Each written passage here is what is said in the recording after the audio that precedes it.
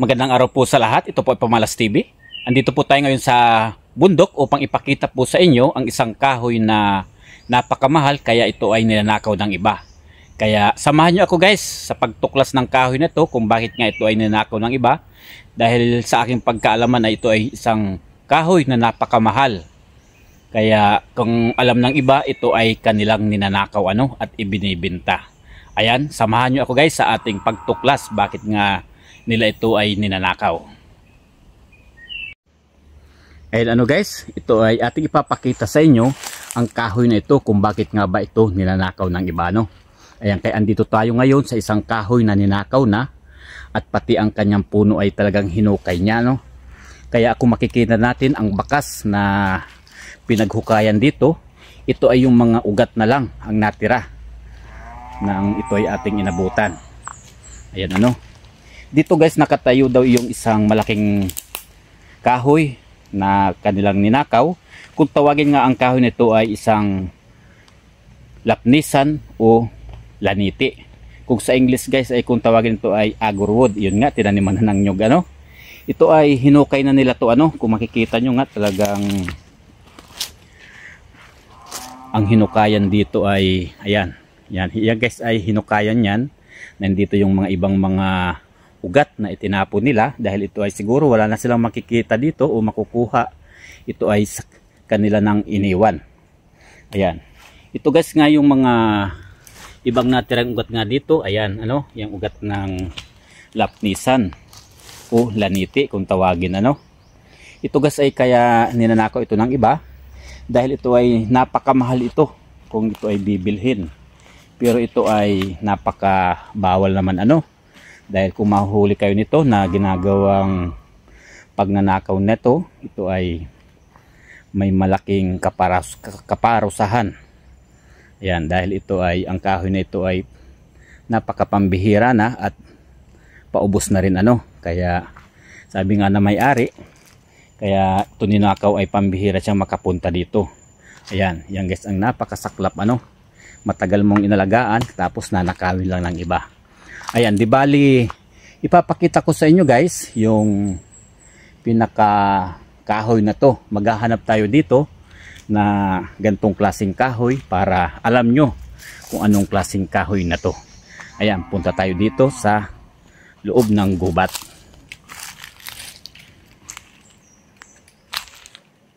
Di bali magsusok tayo dito sa pinakailalim ng gubat guys para makakita ng isang agurwood na gusto ko lang ipakita sa inyo kung anong klase ang agurwood na to o lapnisan. Ayan guys,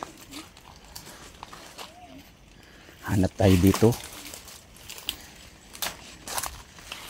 Ayan ito guys, mayroon isang maliit dito na lapnisan. Ayan, ito guys yung tinatawag na agurwood na napakamahal Ayan.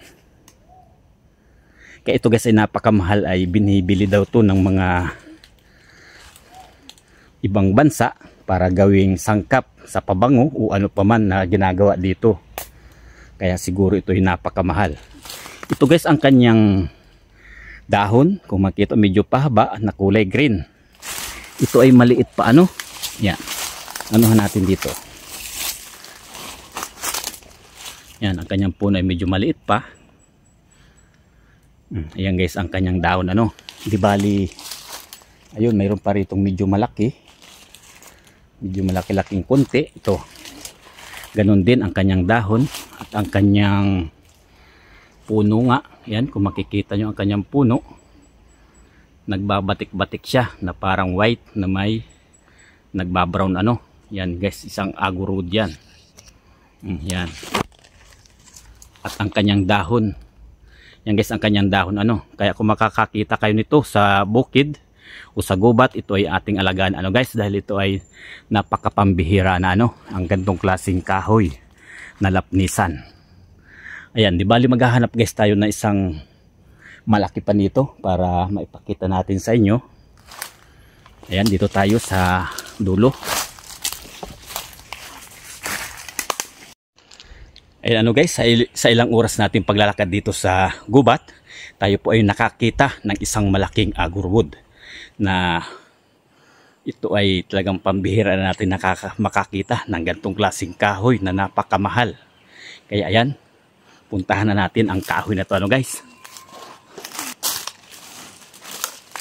Ayan, di bali andito nga tayo sa ilalim ng gubat upang ipakita guys sa inyo ang ating nakita na napakalaki na agurwood. Ayan, kung nakikita nyo guys ang kahoy na to, ito guys yung agurwood na sinasabi nilang napakamahal. Ayan, at napakataas na rin niya ang kanyang puno.